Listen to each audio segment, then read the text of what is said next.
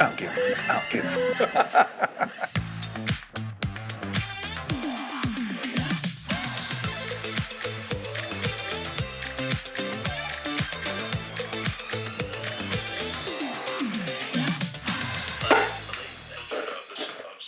Most human beings, like you, time matches all the characteristics of Atlantic.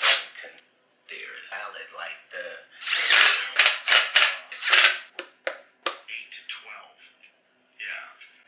Endless imagine if you ever want to introduce us having fun. Say more stuff. Try to check out. We have real-time presence. Shit is gonna show up.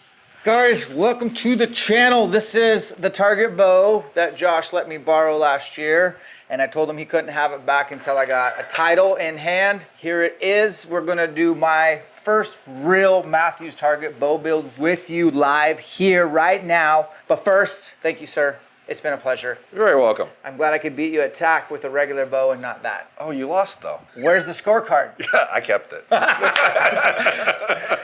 This year's gonna be different. We're bringing Bodie Turner to tack, Big Sky. Can't wait to bring that to you guys. He's going to show us what's up. My goal is to beat Bodie in one target out of 40. Maybe 1 out of 40. That'd be a reasonable goal. That's a good goal. Yeah. Josh, give us the breakdown. What did I just get here?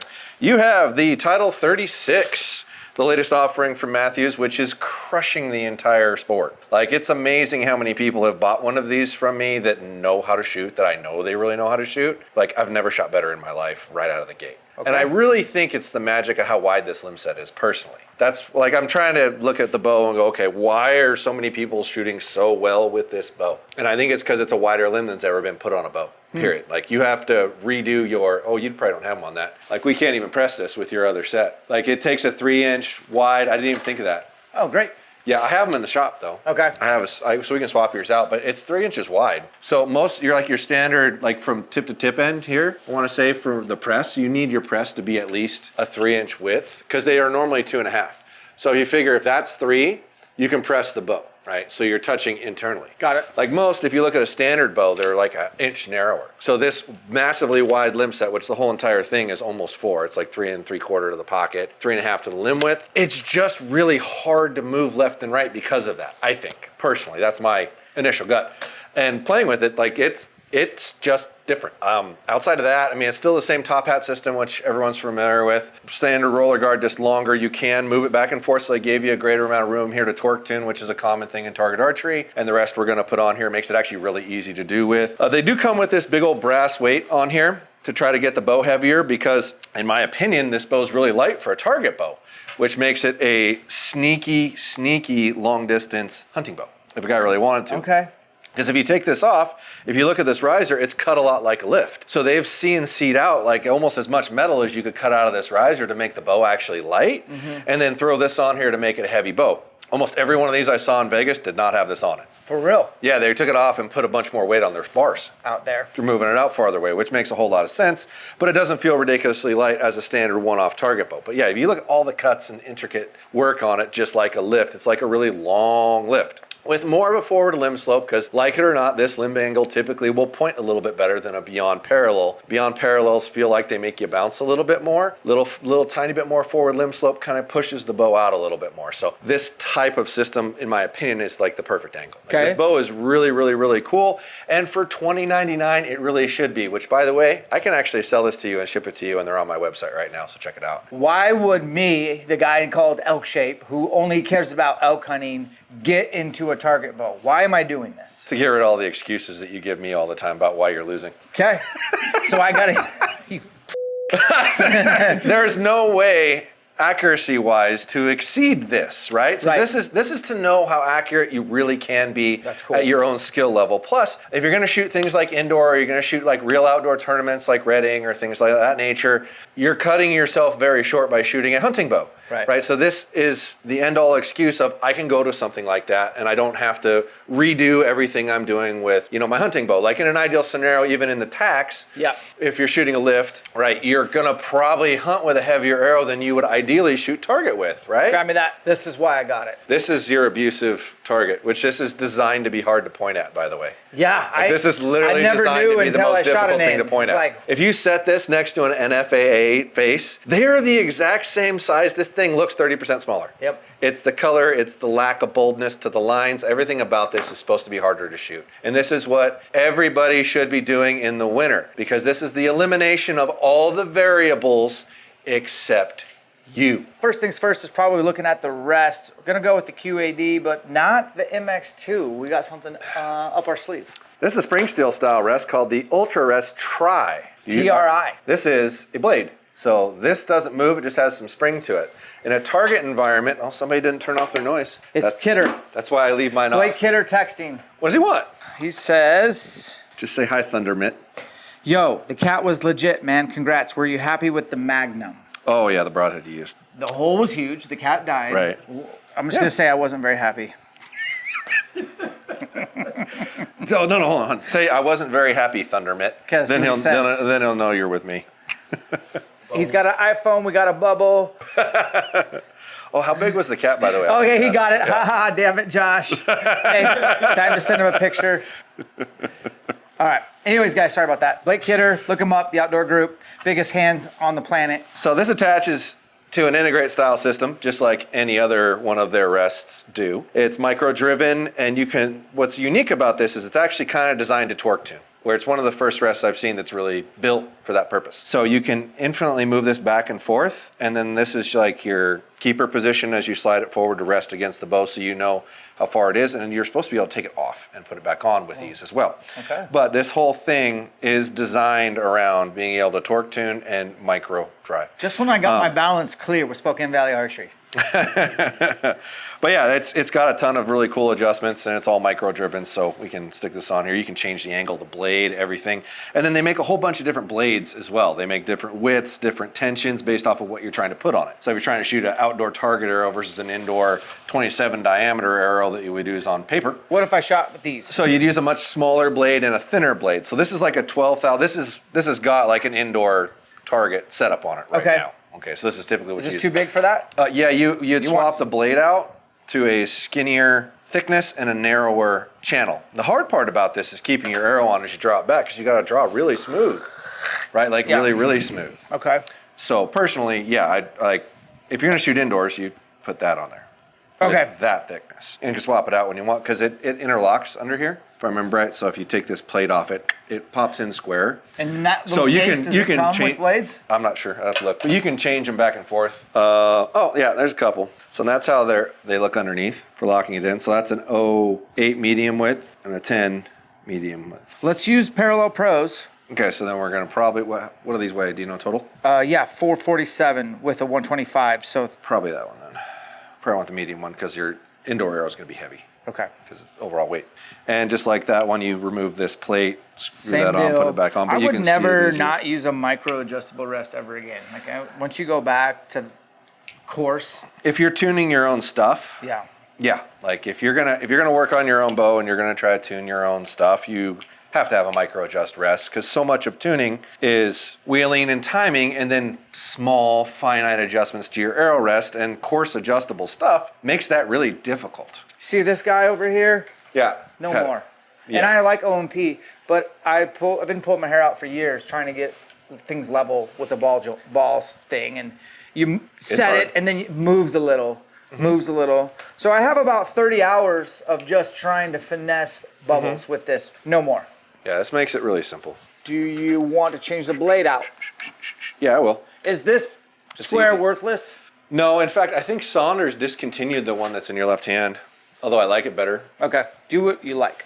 Yeah, I And like. tell the I people like it why just you 'cause like it's this contoured. one. Well, I like it because it's contoured, right? So it actually touches on it like a round arrow would. This is mimicking an arrow. Now, granted, this is slightly bigger than the diameter of arrow that you're using, but if you're using this as the bottom of your arrow, Right. so I don't pay any attention to the upper part. It's always where the bottom is. Where does that come to rest against the launcher? Because a straight edge like that isn't actually mimicking your arrow. Gotcha. This is actually mimicking your arrow when you're trying to figure out where a Sharpie. 90-degree angle is off of that. So, but we'll grab that wrench, pull that blade off. Okay, so I'll move that down to where it freely touches. So you just keep moving it down to where it touches and let go of it, and then it's going to come off a little bit, and move it down again, and then it should stay on there. So that's truly the bottom. So all I'm doing when I'm using a square like this is marking the bottom of where the arrow should be in relation to that line right there. Okay. Because that's the bottom that lines up with that bottom. Yeah. And then it's rounded so you don't end up a little off. If you're trying to use a square edge, you're almost going to always end up a little bit off because it's not taking into account the roundness of your arrow. Okay. Because your bottom of your arrow isn't actually going to sit on the launcher. Okay. So that's where your bottom would go, and then it's which arrow are we making this for? We're making it for this? Yeah. Right? Okay. So we're going to put that on there, and that's going to represent your soft knot on your black there. And you want a little How's wet. the fit? It's probably a tiny bit tight, but it's not, like you can rotate and it's not rotating your string. That's true. So it's okay. Okay. Right? But normally you can move this back and forth a tiny bit, and you can just tiny, but I'd say it maybe. Have you made a video on how to reserve? Is it on your Yeah, it should be on there. Do you know the title of it people could search for? I think everyone should know how to do that. How to reserve center serving? Yes. I'm pretty sure it's reserving a center serving with MFJJ.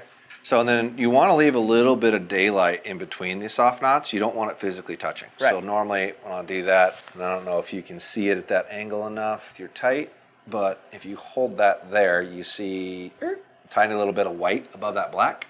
Can you see that? So that's about how much gap should be in there is it. Perfect. So if those black marks were soft knots, that's what it should look like. Because it does arc a little bit. And if you actually, when you draw it back, if you took the arrow out of it, it's not straight. It's a little arc. Got it. So you're giving up a little bit of room in there. And the shorter your axle to axle your bow is, the bigger that needs to be.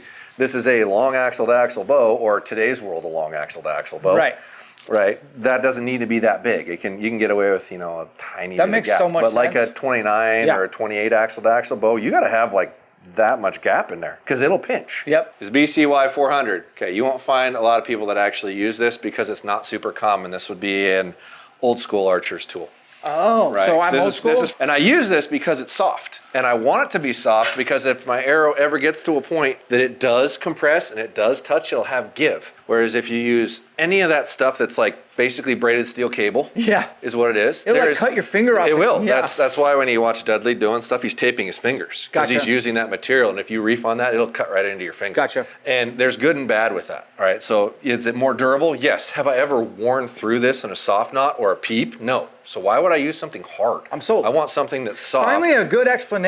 My only preface by using this is you need to wax it because the stuff that's I like always really wax. really rigid like that, when you pull into something, it'll actually bite into the material. But I also think it's damaging the string material to a degree. So I always prefer to use. Oh, I figured you're like a baby smooth down there. I mean, come on, you are here Mr. we go. Fitness, right? There's probably not an ounce of hair on your body Baby below oil. your chin. There's probably hairless from here to here. Not true, but I love it. Yeah. Oh my God. What are you doing? Getting my vitamin D. 10 minutes a day. This video is terrible already. Since you're going to be able to stare out your back window and look at me, which kind of seems frightening. With an 80mm spotter. Phone on there from MagView. Just click, hit record. Exposed. But I guess that works both ways. Yeah. Yeah, I'll wreck your life if you I wreck don't mine. have It's the all good. keys yet to the property, so it's not confirmed yet. We leaked it on the last video. I'm going to be neighbors with Josh. Sale pending. And is there a way to do a fundraiser on YouTube so I can afford this place? You live in some expensive territory, bro. Well, so that's family property, so I don't think it'd sound like I'm rich or something, but no, it's been in my family since I was like 10. Yeah. And that's right where the archery A guy shop asked is me, and he's everything. like, the camp's at Green Acres, the Elk Immersion Experience. I'm like, he's like, where is that? And I'm like, Green Acres? It's Spokane Valley, Yeah, but it's Green Acres. it's technically Green Acres. There's a difference. Yeah, there is. There is. Spokane Valley has rules, Green Acres does not. Pretty clean job. You're gonna wax that too, Where's your aren't mitt? you? Well, I gotta cut it, fray it, melt do you- it, and then wax it, and that's the order. I need a tape. I am cutting this at 4 3/8 to 4 1/2 because of the width of the soft knots. Yeah, I'm gonna go 4 1/2 to be safe. Flare these out like as much as you possibly can at 4 1/2. The bigger ball you make on the end of your loop, just like that, trying to pull hairs out of me? I was gonna pull the gray one out, but No, I earned those. There's at least 17 in there from you. Keep fraying, keep fraying, keep fraying, keep fraying. There you go. That's good. not under the heater. You waxed it already? No. Okay. When you're doing your loop, you get your length, you flare your ends, you melt it, you cool it, and then you wax it. Is this stuff Because if you people- waxed it before you tried to fray it out, it won't open as much. It won't Is get this as big stuff of a you're going to ball. be educating people on at the Elk Immersion Experience 2024? Yes. Interesting. Yeah. Start to finish, anything that you're seeing here, you're actually going to do. Nice. Is that right? That was like 4 No. or 5 times. No. On the 5th try, I'm like, is that right? He's like, you got it. So Lock her down. I'll probably need an invoice for the amount of text I sent you that day.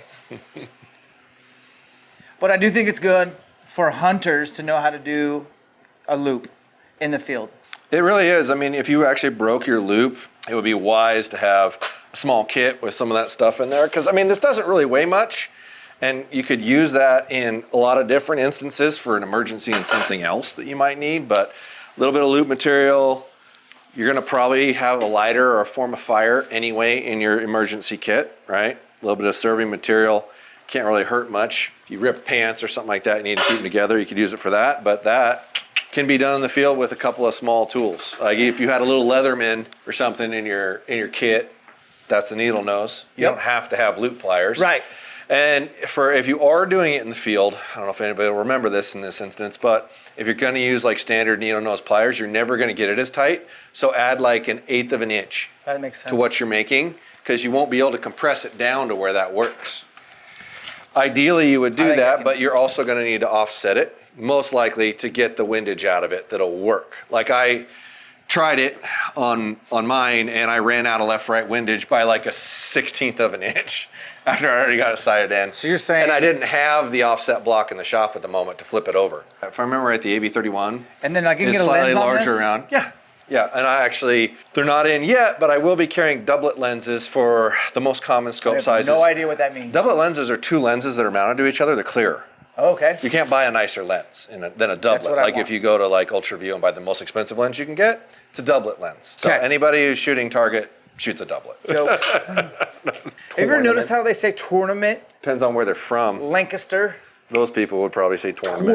Tournament. Serious question. Torque tuning. I will. Do, Hang do on. I want to run this thing as close to So you can torque tune your rest or your sight. right? Right, so this rest is designed That's to be pretty torque slick. tuned. That's pretty slick. So I would put this at the sight picture that you want, and then move your rest in and out till I'm you get used what to you it want. compressed, so Yeah. This don't move. This is the tension. got it. So the thickness of this dictates the tension. You Got can it. change the angle this sets at, Sure. right? If you want to make it weaker or stiffer Okay. as well within that. But this is old school days where you actually use tension against your I am arrow, learning today. That's right? cool. If you're Yep. worried about it, because the one thing you will get with a blade is you'll bend it. Okay. So If for you're not travel, careful, you'll snag it on to shit. tournament, Tournament to tournament. Yep. Or the other thing is you can have another one of these lower assemblies and have one for a small arrow and a big arrow. Ooh. So you've tuned the whole bow and everything, right? With each arrow, and this can be different. So I can bust So out rather those than change fatty out the blade, 27s. readjust everything, you can go from your big arrows to your small arrows and just take this off. So if I go to your league next winter, Yeah. which I plan on, and I show up with 27s, am I going to get clowned on? No, that's what they're all right. using. We're gonna say we're starting like this, okay? So we're gonna get this, we're gonna move that to where it has some resistance and I can let go of it, but I can still move it. Hold that square to where you get it to where you want it there, and then tighten it. And then when you let go of it, it stays put, Wow. it doesn't move. And then this bubble, you just twist this knob here and go, "Whirr, whirr, whirr, whirr." That's satisfying. I can't even tell you. Well, it's just easy. So now that you've got those two set, we can set it on the actual sight rail here to figure out where your sight rail is level, which we're gonna take this pin off because we don't need it. This is me, a personal request. I need you to be explicit on how you get that so there's no human error. It's tough. It's really tough. So basically, you got to move it all the way into where it touches here and Yeah. touches there, and hold it there from this side, and then tighten it down here. I like Hamsky. I love y'all. Josh, with your inventions. I know. I need to make a different. You one. need to make something I've that been eliminates racking my human- brain of how do you make a level that hooks onto a rail when all the rails are different. Every one of them. Like one of the cool things, Bowfinger, that's a new site I've got in the target world. Yep. They actually have their own level that's for the rail. Oh, Slides cool. right over it, tighten a screw down, and it's square tight to their rail. I'm into but it. because everybody changes this pitch and this angle, you can't just make it for one. You're making me feel better. I'm trying to figure out a way to do it. I Invent really it. am. I know, but to know it's square, and that's already square. Yep. So Sweet. she's tight, she's good there. That bubbles off a little bit, but the rail's good with there, so that's awesome. We have to move the windage Unless you've got a real, like, I don't even know if that's short enough. Do you want to just pull that block Well, off? I'm trying to make sure I got the right one. It's not just the block, it's the entire, we got to take the scope head off and the windage unit, move it over here. We've been here before. Yeah, these are hard to get set. Shoot, okay. Yeah, it's like they think of really great product, but they don't think about the application of actually setting any of this stuff. So we got to move this windage. Oh! It's Hamsky, it's built for war. It's always good for bubbles to where you can get at these screws. Yep, so he's moving this whole... I got to move the whole thing to where I can get at those two. And then you can use whatever wrench you want, which I don't need to use this now. So, and then since we had this moved all the way over as far as we did, You got to put it back we're gonna in, have see where to, it's well, at. we're gonna have to slide that dowel out, clamp it down, and then get it set, and then move it over, and then move the dowel back. It's like, why didn't somebody over there think about this when they did this? I don't know why. Will Loosen your that, tack move arrow that. weigh less than 360? Oh, yeah. Total arrow weight. Oh, yeah. 340. Yeah. 330. I'll be in the 330, 340 range, probably somewhere in there. Okay, so we at least got that to where it's moved a little bit. We can go back and recheck our levels, and it's moved a little from where we were dicking with it. And the level, Gen 2, got to put that back on there and make sure we didn't I'm not doing it that up. because I have user error. Yeah, well, I too, so. No, you do this 1,000 times a day. And it's still perfect. And now that's moved to where it's nice and level. Okay. So now we have to carefully, and then still have it in a position where we can check it and make sure it doesn't move when we go to tighten it down. Second axis check. Now, gotta take this off again Wow. to really tighten it down, because I know it's not gonna move now. I've got it snug, but I also don't trust those screws at all. So I'm gonna Which go one? back Like in. number 900? Yeah. Well, target sites usually have a lot of screws, man, because they want a lot of adjustments. This back in. For all you Target guys watching this video, I cannot wait for Bodie Turner to graduate high school and go start doing the ASA circuit. Yeah. I can't wait. I'll actually tune in for that. Yep. And then also shout out to whoever made it so I couldn't watch the shootout for Vegas. That was really cool. Yeah, they had a disaster. with that $5 whole thing. paywall Well, or and then 1 year it, membership. well, then it didn't work. Oh, even better. Yeah. Let's go back this way and give you a little bit more windage. We're left close right. to running through paper, aren't we? Yeah, we can run through paper here right about Give me now. a point. Okay, so that'll give you enough windage left to right that no matter what you do, we will be able to move it. So you'll definitely be able to use this without the windage. Yay. Unless we have to shimmy this thing really weird. Oh, yeah. And then a little bit of skateboard tape on that one section. You don't. That's a really good tear. Yo! Okay, but that's a pretty shit tear. Oh no, we gotta change it. It's just, we can't do it here. Talk to the people quickly about what you got to change. we have to stop because Dan's press doesn't have the updated 3-inch wide bracket for a title, and we have to wheel lean tune this bow because the rest position is actually pretty good, and the tear that we're getting out of this with a point left knock right tear means we either have to move the rest to the left or we have to move the cams to the right, and in order to do that we have to press it and pull the axle assembly out. So, and if you look at the wheel lean, it looks like it's left pretty good amount, so it would correct it. So my really arrow's easily. going like this, and we want it to go like this. Okay, so the next step is for this to go to Spokane Valley Archery, Yep, and then and wheel lean tune it. wheel and tune it. Hey, do me a favor. Yeah, I'll check it. It feels heavy, like really heavy. I mean, your cables are in the right orientation spot, but it feels heavy. And it just could have been because I was trying to pull back a short drawing bow, or No, it that's felt. 74 pounds. I do not want 74 for a Target. Well, then we need to go to the shop and get the mods because we have 200 different modules in the store for this sumbitch. I know you won't sell them to you. Yes, I will. I will now. I will now. Record stop. All right, Yeah, we're you going have to totally Spokane Valley. they're the wrong mods and everything. Okay, field trip to Spokane Valley This Archery. has 70. Does that say 70? Yeah, it's 70. 75%. I don't mind You're- that, but I would think 60 would be a little bit more fun to get to there. Yeah. It's like, God, what the? Holy crap. All right, well, guys, I need to work out. we're going on a field trip. We'll catch you at Spokane Valley Archery. Well, first thing we should probably do is change the modules so it's not 75 freaking pounds. So this is every title module, period. We're missing like 4 right about in that vicinity, but all right, so you're a 36 and you're 27? Okay, so we'll put you at an H, which is gonna bring you down to here. That's this row. And then basically the world is your oyster. So they make a 70% a 75% and an 80%. I would say 75 at the least, because you would not be used to this. This would feel really weird. You want 60 pounds? Well, that's that one right there. The blank one. Haters. So I have a 55 pound or 65 pound, or you can try an 80%. 80% is probably more what you would feel used to, but I would probably recommend trying a 55 pound, 75%. So you can get that a whirl. You have 65 pounds? I do, right here. How about 65 at We can back it down. 75? Okay. Is that Yeah, I only got 3 of those. It's like what $20,000 in modules looks like. Oh, these are for regular switch weight mods. Those are Halon 32, some of the older random ones, the old Target ones. These are the ones you get asked about the most anymore. Those are lift mods. There's like 200 different pegs there. No, he loves that bow. Coming around? Oh, he loves that bow. This is a 65 pound, 75% let off module for a Title 36. Then we'll probably back the limb bolt down a little bit. Hey, this is Michael. He is an aspiring professional target archer. We'll see how far that goes, but he's been shooting a Title 38 for a while, and he finished 60. Was it 60th at Vegas? Yeah, something like top 60. Some top 60 at Vegas, which is pretty impressive feat in the pro class. And all we're doing is trying to increase our lean. So we'll, this nice little 3-inch wide base. I will probably do both because that was a pretty good sized tear. When I get done with this, I'll go jump in that skid steer and try to finish burying that trench. Why not? And then if there's a little time left, I'll film a couple videos. Why not? Call you today. There we go. I pulled up. Oh, They're pretty like brown and white. so those are the middle. So that's the 2 and the 1 that sit in the middle, and we had a pretty good sized tear. So I'm gonna do the mid-sized ones.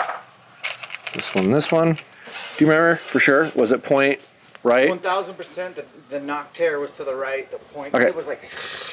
Okay, we're moving the cam in.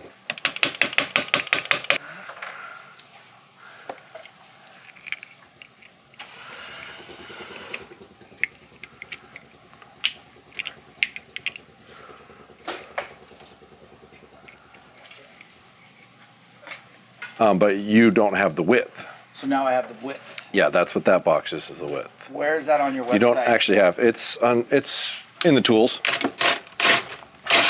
And it's just a 3-inch base, so this platform's a 1/2 inch wider, and it replaces this whole assembly, 1/2 inch.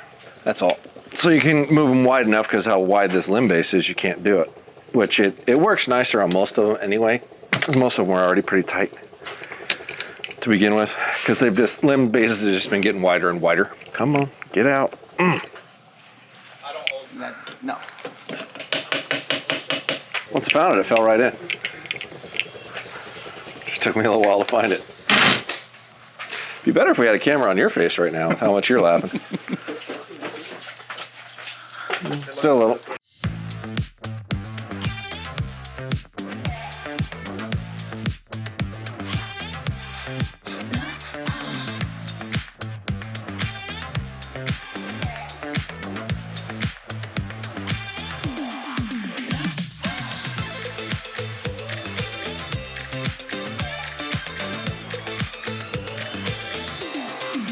You got a straight alignment here. You got a little hizzy for your nizzy right here.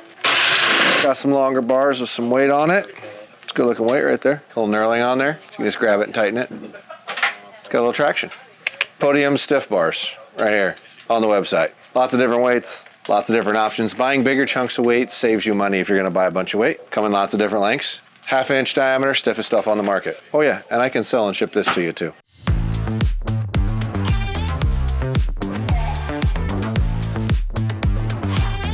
How many more shots will it take for this thing?